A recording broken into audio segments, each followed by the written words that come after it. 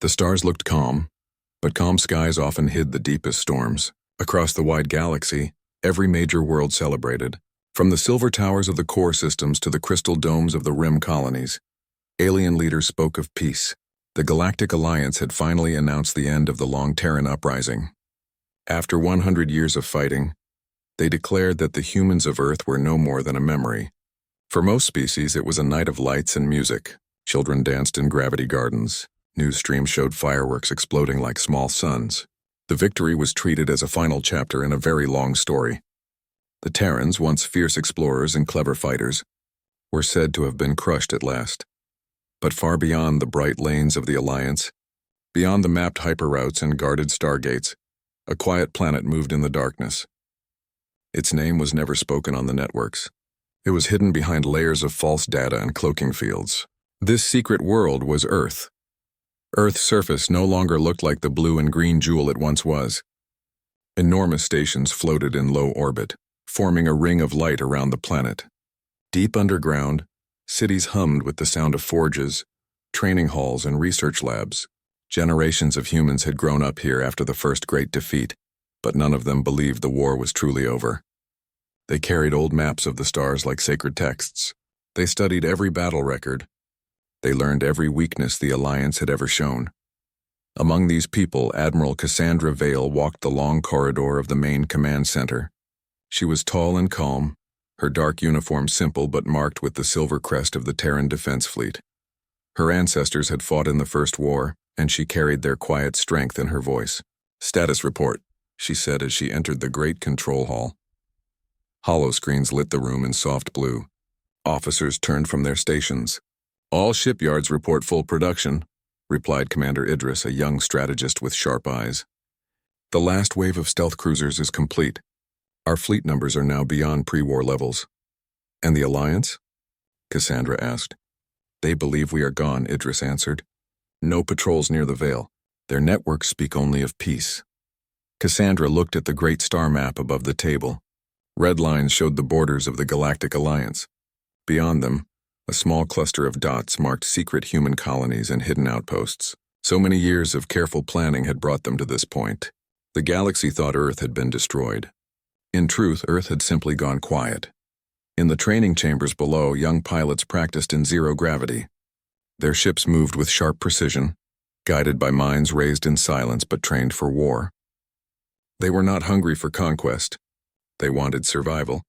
They wanted justice for the worlds lost during the Long War, worlds where human settlers had been forced to flee or vanish.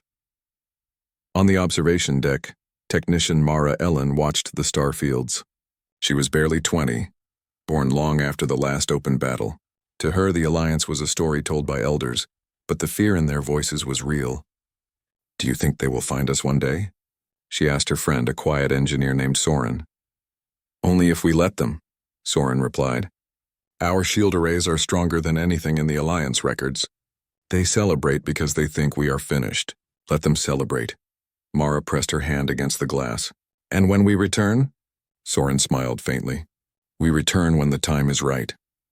Far beyond Earth's hidden veil, the galaxy moved on without them. Alien fleets patrolled trade routes. Diplomats spoke of a future free of conflict. Many young citizens of the Alliance barely remembered the Terran name. The few who did thought of humans as stubborn but unlucky, a species that reached too far and paid the price. Yet quiet doubts remained among some of the older commanders. They remembered how humans had once surprised the galaxy with their speed, their strange inventions, their ability to fight back even when the odds were impossible. They whispered to each other that no enemy should be trusted to stay dead. But those warnings were drowned beneath songs of victory. Back on Earth, preparations continued day and night. Entire moons had been hollowed out to build engines for ships larger than any the galaxy had seen. New alloys bent light around their hulls, making them invisible to common sensors. Weapons were tested in empty sectors where no Alliance probe would dare to travel. Every lesson from the old war had been written into new designs. The fleet was not built only for attack. Medical cruisers, supply carriers, and communication ships formed the backbone of a force meant to endure, not simply strike. Humanity knew that survival was more than winning battles. It was about building a future after the fighting ended. Inside the command chamber, Admiral Cassandra met with the Council of Elders. They were not politicians, but scientists, engineers, and strategists, people chosen for wisdom rather than fame. "We have the strength to reveal ourselves," said Elder Grant, his voice deep and steady. "But should we? The Alliance may still be too strong." "They believe they are safe," Cassandra replied. "That belief is our greatest weapon. We will not attack without reason, but we must be ready when reason comes." The council debated long into the night. Some argued for patience, others for a show of presence to remind the galaxy that humans still lived. In the end, they agreed on a single path: silence for now, preparation always. Earth would wait until the moment when action could protect not only humans, but also those oppressed within the Alliance. In the quiet hours after the meeting, Cassandra walked alone through the docking bay. Rows of new warships rested like sleeping giants. Each one carried the name of a lost colony: Haven, New Kyoto, Artemis, Solace. She placed her hand on the hull of the flagship, the Vanguard Eternal. Its metal surface was cold and smooth, but she felt a steady vibration from the engines within. "Our time will come," she whispered. Above the hidden planet, the ring of stations glowed faintly against the black void. No Alliance sensor would ever notice them. They were masked by false stars and redirected signals. From a distance, the system appeared empty and lifeless. Only those who lived within knew the truth. Humanity had not been defeated. Humanity had been preparing. On a distant trade world light years away, a minor merchant ship caught a strange reading while crossing an empty sector. A faint energy spike flickered on its scanner, a signature that matched no known ship. The crew dismissed it as a sensor glitch and continued on their way. The report was logged but quickly buried under routine traffic. It was the first small sign that the galaxy's celebration might be too early. Back in the hidden halls of Earth, a new generation trained with quiet determination.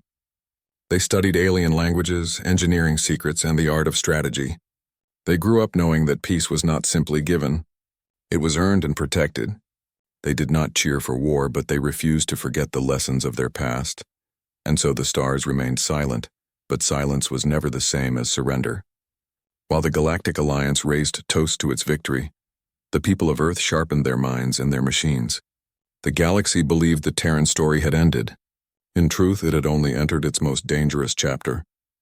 The galaxy celebrated for 5 quiet years. Markets grew richer. New trade routes opened between the farthest stars. The name of Earth became a fading story told only in old history lessons. Young citizens of the Galactic Alliance barely knew that humans had once fought against every major species. To them, the Terran uprising was a dry chapter of the past, nothing more. But small whispers began to move through the darkness, and those whispers carried a single warning: the story was not finished. It began with a lonely outpost on the edge of the Orion Spur.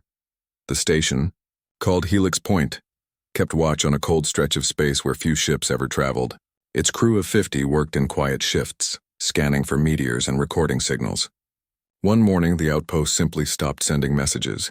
Alliance patrols arrived weeks later and found only drifting pieces of metal. The main reactor was missing. The station's black box held no clue. No distress call had been sent. To outside eyes, it looked like a sudden system failure. The official report called it an unfortunate accident. But the technicians who studied the wreckage saw marks that were not natural. The cuts in the metal were too smooth, too clean, as if made by weapons the Alliance had never seen. Not long after, a mining fleet near the Vega corridor disappeared without a single emergency beacon. The miners were from 3 different species, skilled at surviving harsh conditions, yet their ships left behind nothing but a faint energy signature that baffled every scientist who examined it. A single frightened pilot from a nearby scout vessel swore she had seen dark shapes in the distance, sleek ships with sharp wings and no visible lights.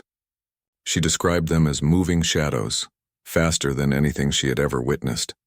The Alliance Council dismissed these early incidents. They blamed pirates, rogue traders, or natural hazards. Public messages called for calm. But in private meetings, older military officers exchanged worried looks. They remembered how Terrans had once fought with clever ambushes and sudden strikes. They remembered how human engineers had a gift for creating strange new weapons. Still, years of victory had made the Alliance proud and slow. Most leaders believed their defenses too strong for any lost species to challenge. Across the hidden veil of space, Earth continued its quiet work. Deep in the command center, Admiral Cassandra Vale studied every Alliance broadcast with careful eyes. Reports of unexplained accidents were gathered and compared. Her analyst mapped each disappearance on a massive star chart. The pattern was no accident. The missing stations formed a curved line, a path of testing and warning. Commander Idris entered the room, carrying a fresh report. "Another outpost," he said quietly. "Border Station 9 has gone silent. The Alliance claims an engine failure, but our sensors picked up a spike of hyperdrive energy at the same time." Cassandra folded her arms. "The scouts are doing their job. The Alliance still has no idea we are watching." "They will start to guess," Idris warned. "Every disappearance brings more attention." "They may guess," Cassandra replied, her voice steady, "but they will not understand until it is too late." On the training decks, young pilots listened to these updates with a mix of excitement and nervous energy. They knew their scouts were testing the Alliance borders, gathering information while remaining unseen. Their stealth ships, designed with light-bending alloys, could vanish from most detection systems, but every mission carried risk. A single mistake could reveal the truth of Earth's survival. Mara Ellen, the young technician from the first part of our story, worked long hours tracking the returning scouts. She often stared at the distant stars on her console, imagining the silent journeys of those shadow ships. To her, the missions were proof that humans were no longer hiding in fear. They were moving, learning, preparing. Far across the galaxy, the Alliance began to feel a slow change in the air. Merchant captains whispered of strange signals in empty sectors. Patrol crews shared stories of sudden sensor blackouts followed by the echo of unseen engines. In taverns and docking bays, a single word began to return like a ghost: Terrans. The younger generation laughed at the idea. "Terrans are gone," they said. "Those are just old war tales." But the elders did not laugh. Many had fought in the original conflict. They remembered the stubbornness of humans, the way they turned defeat into strength. Some nights these veterans woke from restless sleep, certain they had heard the distant sound of a Terran engine, even after all these years. In a quiet council chamber on the Alliance capital world of GalacticPrime, the highest officials held a private meeting. Chancellor Virith, a tall figure of crystal and light, looked across the table at the assembled admirals. "These incidents trouble our citizens," Virith said. "We must end the rumors. What explanation do we give?" General Core of the Trin species adjusted his metallic armor and replied, "We say nothing beyond standard patrol updates. To admit uncertainty would invite fear." "And if the cause is truly Terran?" asked Elder Minister Sayela, her voice soft but firm. "Can we afford to ignore the possibility?" Core gave a harsh laugh. "The Terrans were destroyed. Their last colonies fell a century ago. Even if a few survivors exist, they cannot threaten the Alliance." But Minister Sayela's dark eyes held no comfort. "I once fought Terrans on the Rim," she said. "They have a way of returning when least expected." Outside the council chamber, the citizens of GalacticPrime filled the shining streets with their daily routines. They traded goods, shared music, and celebrated the peace they believed was unbreakable. Children played beneath holographic banners of the Alliance flag. Few noticed the small tremors of unease growing among their leaders. Back on Hidden Earth, the Great Fleet neared completion. Massive shipyards glowed like suns in the darkness, their construction lights reflecting off the black hulls of new warships. Each vessel carried technology unknown to the wider galaxy. Engines that could leap across sectors without standard jump gates, shields that folded incoming energy like soft cloth. Admiral Cassandra walked the length of the Vanguard Eternal, the pride of the Terran Defense Fleet. Technicians saluted as she passed. She paused beside a window where the stars stretched like silver threads. "Our scouts report success," Commander Idris said beside her. "No detection, no pursuit," Cassandra nodded. "Good, the Alliance still sleeps. Let them dream a little longer." But even as she spoke, a new message arrived from the far rim. A lone scout had detected an Alliance cruiser during a covert survey. The human pilot used every stealth measure and escaped, but the encounter was dangerously close. The Alliance cruiser recorded a faint signature unlike any known engine type.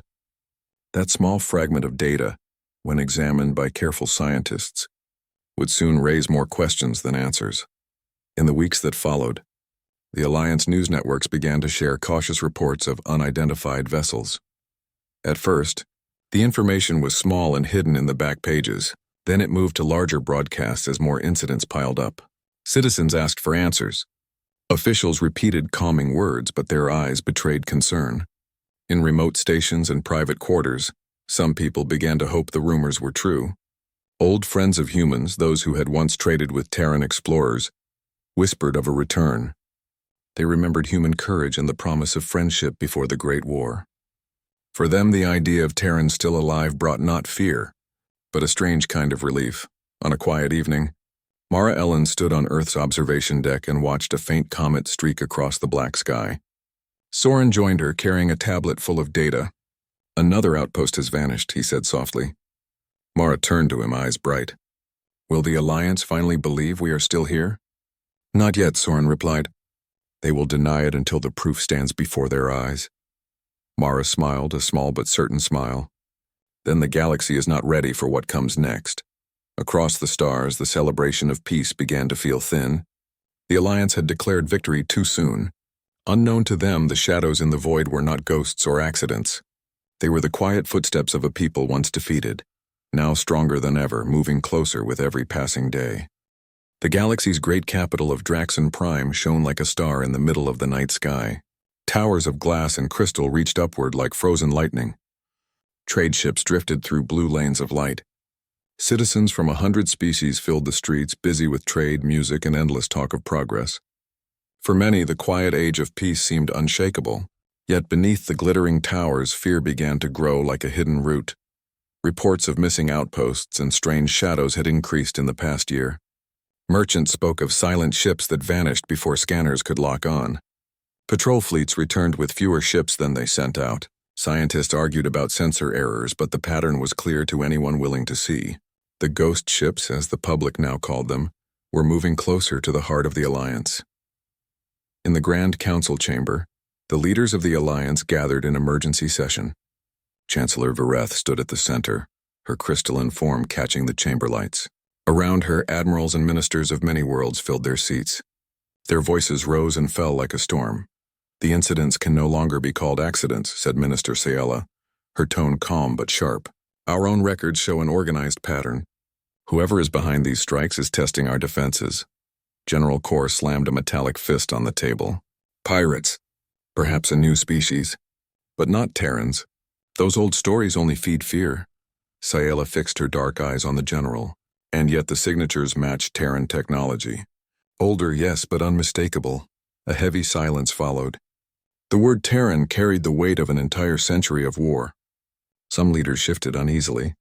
Others refused to meet her gaze. Chancellor Vareth raised a hand for order. "We will increase patrols and secure key systems. We will not fuel panic with old myths." But panic was already spreading beyond their walls. Civilian networks leaked fragments of military reports. Traders claimed to have seen black silhouettes sliding between stars. Children whispered bedtime stories of human ghosts returning to take revenge. The Alliance tried to quiet the rumors, but silence only made the stories grow stronger. Far beyond the council chamber, hidden behind false star maps and sensor screens, Earth's great fleet waited. The Terran Defense Armada had finished its long preparation. Hundreds of warships now rested in formation around secret bases and moon-sized docks. Their black hulls gleamed faintly under artificial lights, shaped for speed and stealth. Inside the flagship Vanguard Eternal, Admiral Cassandra Vale stood before a wall of holomaps. Each glowing point marked a completed operation: scouting missions, data theft, stealth tests.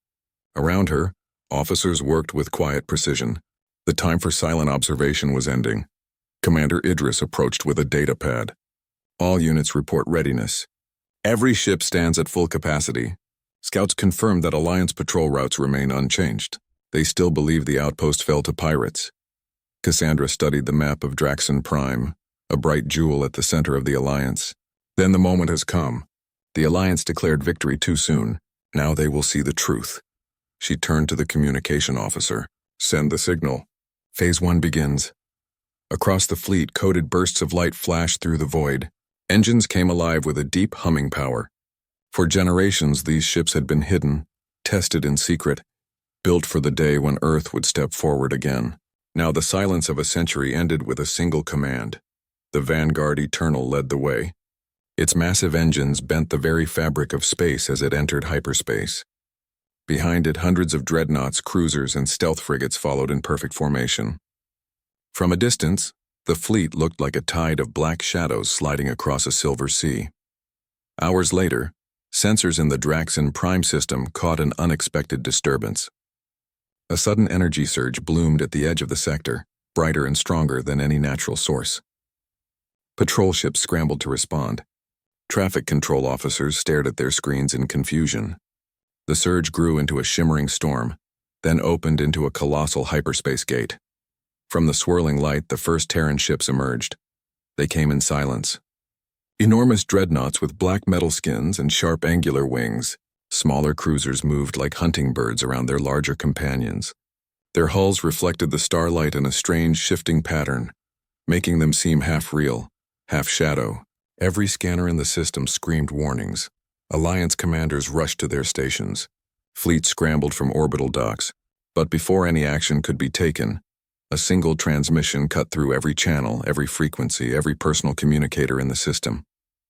A calm voice spoke in perfect standard Galactic. "This is Admiral Cassandra Vale of the Terran Defense Armada. Earth was never defeated. Your war ended too soon." The words echoed across planets and ships alike. Citizens froze in shock. Military officers shouted orders, but their voices felt small against the quiet certainty of the message. From the observation decks of GalacticPrime, millions looked upward as the Terran fleet advanced. Their engines burned with a cold white light. No weapons fired, but the sheer size and number of the ships spoke louder than any threat. On the Alliance command deck, General Kor stared at the screen in disbelief. Impossible.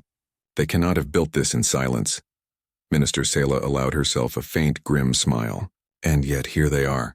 Chancellor Vierith forced calm into her crystalline voice. "Signal all fleets. Defensive formation. We will not surrender to fear." But fear was already in the air. The Alliance had grown comfortable during decades of peace. Their fleets were scattered across trade routes and border zones. Many officers had never faced a true enemy.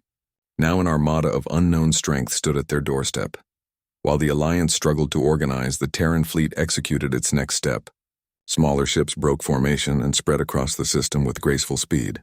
They moved not to attack civilian areas, but to disable military sensors and secure key communication hubs. Energy pulses flickered across the orbital defense network, shutting down weapons before they could fire.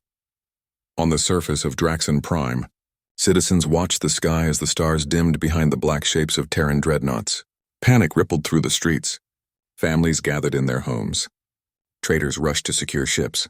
Yet no bombs fell, no cities burned.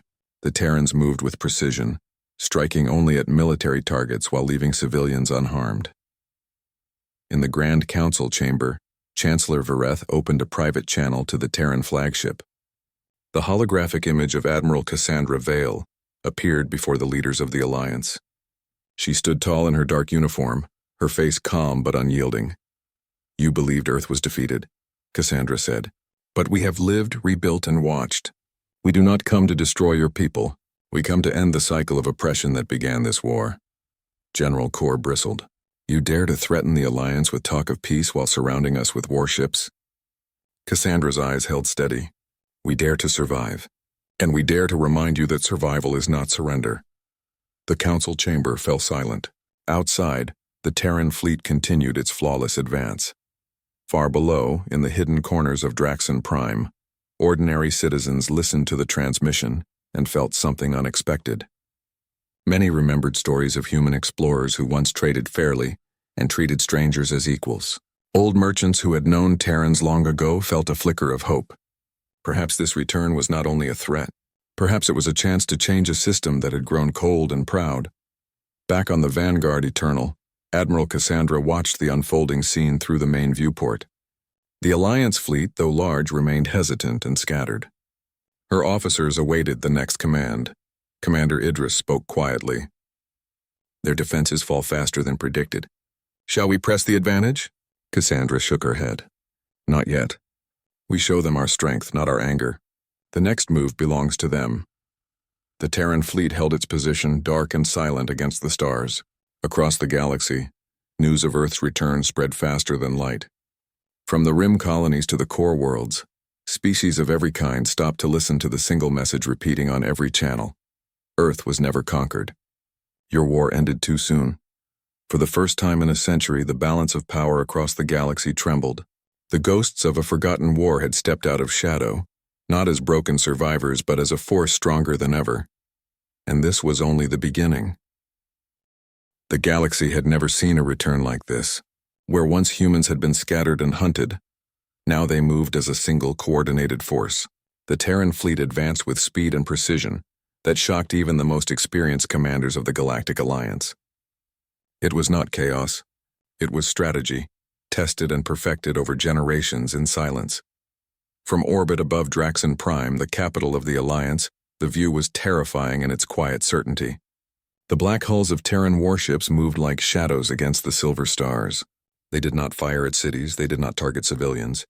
Instead, their operations were precise, striking communication arrays, disabling patrols, and cutting off supply lines. Admiral Cassandra Vale watched from the bridge of the Vanguard Eternal, calm as ever. Her eyes scanned the holo map, following every Alliance fleet's movement. "They are organized," said Commander Idris, standing beside her. "Even their response is predictable. Every retreat, every reinforcement. We know before it happens," Cassandra nodded. "We know them because we have studied them. Every weakness from the last war is written into our strategy. But we do not fight for revenge. We fight to restore balance." The first strikes fell on key military hubs. Alliance outposts on distant moons suddenly went silent, their defensive shields collapsing without a single shot fired. Alliance patrols that had once mocked the Terrans now vanished, leaving scrambled messages and confused commanders. Even the largest fleets with hundreds of ships struggled to understand what had hit them. The humans were not reckless, they were efficient. Across the galaxy, civilian populations watched in awe and fear. In ports and cities, giant screens broadcast the Terran fleet moving with unmatched precision. Some species panicked. Others whispered that perhaps humanity had returned not to conquer, but to remind the galaxy of fairness, justice, and courage. On the capital planet, the Alliance Council scrambled to respond. Admiral Kor barked orders from the war room. "All fleets to defensive stations. Activate every system. No human ship enters our space without consequence." Minister Sela watched him, calm but firm. "We have underestimated them for too long. This is not merely a fleet. It is an entire generation of humans trained for this moment." The Alliance had grown comfortable during decades of peace. Commanders had grown arrogant, believing that the Terrans were no longer a threat. Now that arrogance was crumbling before their eyes. The humans did not attack without reason.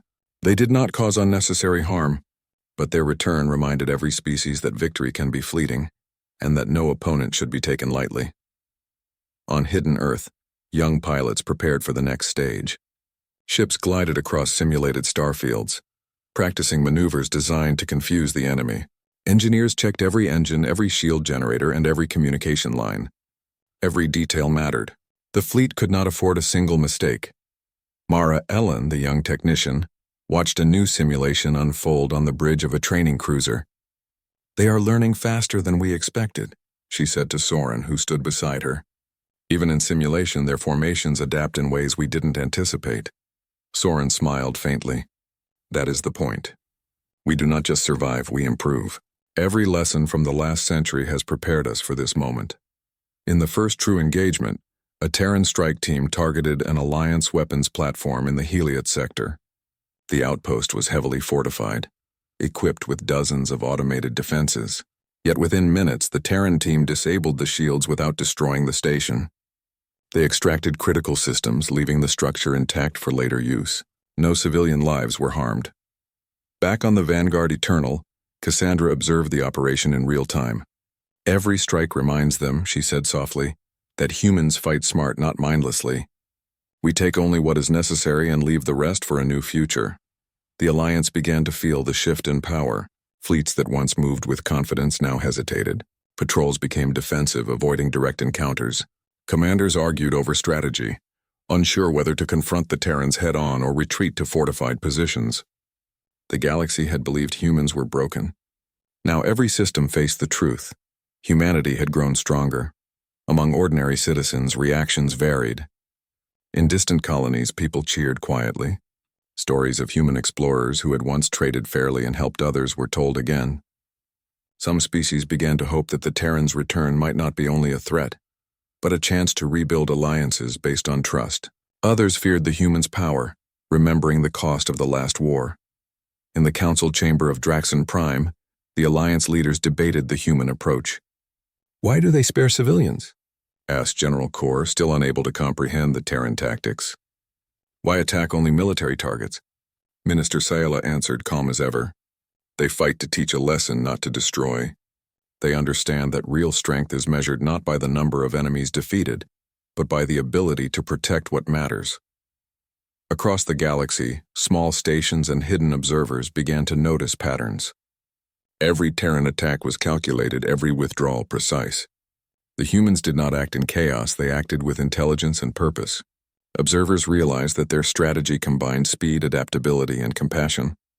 Humanity had returned not as a reckless enemy, but as a force that demanded the galaxy rethink its own systems. On Earth, Cassandra called a meeting of her top strategists. "We have shown them our presence," she said. "Now we prepare for Phase 2. The goal is not war for its own sake, but a demonstration of what humans can achieve when united. The galaxy must see that the Terran spirit is alive and it will not be ignored." Young pilots practiced maneuvers under her guidance. Engineers checked communication systems that linked every ship in the fleet. Every member of the Terran Defense Armada knew that each action mattered. Their mission was not revenge, but a careful demonstration of intelligence, unity, and strength. Meanwhile, across the star lanes, the Alliance struggled to respond. Fleets were scattered, supply lines disrupted, and command networks overloaded. Citizens whispered that perhaps the humans were not a threat, but a necessary wake-up call. Long after the first attacks, even those who feared them could not deny that humans had returned in a way that could not be ignored. The first major battle was brief but telling. Alliance fleets attempted to engage a Terran convoy moving through the Kepler sector. The humans outmaneuvered them, avoiding direct combat while disabling key weapon systems. Within hours, the Alliance fleet retreated, leaving the Terrans unscathed. Cassandra watched the engagement unfold on her command screen. "Every engagement teaches them," she said. "We act not to conquer, but to guide, to remind the galaxy that survival and growth are more powerful than fear and control." For the citizens of the Alliance, the sight was both terrifying and awe-inspiring. The galaxy had once declared victory over humans, assuming they were weak. Now they realized that victory had been a mistake. The humans had returned not only with power, but with wisdom, strategy, and restraint. In hidden corners of the galaxy, species long oppressed by the Alliance began to hope. Perhaps humanity's return would bring change, not destruction. Perhaps the humans would not only challenge the Alliance, but also offer an example of courage, intelligence, and fairness. On the bridge of the Vanguard Eternal, Cassandra turned to Idris. "The Alliance will learn that victory is never permanent," she said, "and that true strength is measured not by the weapons you hold, but by the choices you make." Outside, the Terran fleet glided through the stars. Its engines burned with quiet power. Its ships moved like shadows against the backdrop of distant suns. And for the first time in a century, the galaxy understood that humans had returned not as defeated prey, but as a force that would change the balance forever. The war had begun again, but this time it was not only about conflict. It was about awakening the galaxy to a new reality, a reality where humans were no longer the hunted, a reality where intelligence, strategy, and compassion could outmatch sheer numbers. And as the Terran fleet continued its precise strikes, one truth became clear. The Alliance had underestimated humanity. They had celebrated victory too soon. And now the galaxy faced a force stronger, wiser, and more determined than ever. The galaxy had never been quieter. Not from peace, but from tension so thick it could be felt across star systems. The Terran fleet held orbit around the central worlds of the Galactic Alliance, its black hulls gleaming faintly in starlight. Civilian populations watched from the safety of their homes, some with fear, others with curiosity. Entire fleets of the Alliance had been tested, their defenses exposed, their arrogance shattered. Now the galaxy faced a question it had never considered before. What did humanity truly want? On the bridge of the Vanguard Eternal, Admiral Cassandra Vale stood with calm authority. Around her, officers monitored the movements of Alliance fleets and the communications from distant worlds. She had expected resistance, She had expected defiance, but she had not expected hesitation to spread so quickly among the Alliance leaders themselves. "Reports are coming in," Commander Idris said, pointing to the holomap. "Several high-level Alliance councils are requesting direct communication. They are asking, 'What do you want?'" Cassandra's gaze swept across the stars. "They want to understand why we returned. They want to know if this is revenge or something else. It is time to make that clear." A signal was sent, reaching every major system in the Alliance. It was not a threat nor a demand for surrender. It was a statement of purpose. Cassandra's voice filled every channel, calm but firm. "The Terran Defense Armada has returned. We have fought to survive, not to destroy. We have returned to remind the galaxy that intelligence, unity, and respect are stronger than arrogance and oppression. Our war is over, but your systems must change. We offer not submission, but alliance and understanding. The choice is yours." Across the Alliance worlds, reactions varied. Some citizens cheered, recalling tales of human explorers who had traded fairly and helped other species. Others feared the strength of the Terran fleet. Leaders debated among themselves, unsure how to respond. Some feared confrontation, some feared submission. In the council chamber on Draxon Prime, Chancellor Virith addressed her peers. "We have underestimated humans for a century. They do not act out of vengeance, yet they are stronger than we imagined. We can continue to fight and risk total collapse, or we can choose a new path." Minister Sila nodded. "We must consider that humans offer more than war. Their return is not only strength, it is guidance. Their strategy shows a commitment to justice and fairness, not conquest. Perhaps we can learn from them." General Kor, however, remained defiant. "They still hold power we cannot match. If we accept their terms, we are giving up our freedom." Sayela's voice was steady. "We are not surrendering. We are choosing survival, wisdom, and the chance to rebuild. That is not weakness, it is courage." Meanwhile, across other worlds, smaller systems and colonies witnessed the Terran fleet's restraint. Ships passed by populated planets without firing a shot. Communication hubs were repaired, not destroyed. Medical and supply ships followed close behind the main fleet, ensuring that no citizen was harmed. The demonstration was clear. Humans were powerful, but their strength was measured by discipline and compassion, not violence. In hidden observation rooms, young Terrans monitored reactions. Mara Ellen, now fully trained, worked alongside Soren. "They are beginning to understand," Mara said, pointing to a holoscreen showing council deliberations across the galaxy. "Even the most stubborn leaders are considering our proposal." Soren nodded. "The galaxy learns slowly, but they are learning. We have shown what humanity can do when united. Now they must decide how to respond." Back on the Vanguard Eternal, Cassandra convened her senior officers. "This is the critical moment," she said. "Our goal was never destruction. It was demonstration. They now face a choice. Continue the cycle of arrogance and war, or join a new order built on mutual respect and shared strength. Their decision will shape the galaxy for generations." Across the Alliance, tension reached its peak. Fleets remained on high alert, yet hesitation spread. No one wanted to provoke humans further. No one could ignore the Terran example. For the first time, leaders considered the possibility that the humans were not only survivors but teachers. In a small council chamber on a distant world, elders debated quietly. "We always thought humans were reckless," said one. "But their return shows strategy, patience, and wisdom." Another elder replied, "Perhaps they are the answer to a galaxy that has grown proud and careless. Perhaps we can build a new future with them, rather than against them." Even among the most skeptical officers, the change was evident. Generals who had once spoken of retaliation now paused before issuing orders. Citizens whispered of hope. Traders speculated that human guidance could bring stability to the galaxy. Entire systems began to reconsider their loyalties, unsure whether to cling to the old Alliance order or embrace something new. On Earth, Cassandra monitored these developments with quiet satisfaction. "They are learning the truth," she said. "The galaxy has been forced to face the consequences of its arrogance. And now they have a choice." The next days were filled with careful negotiation.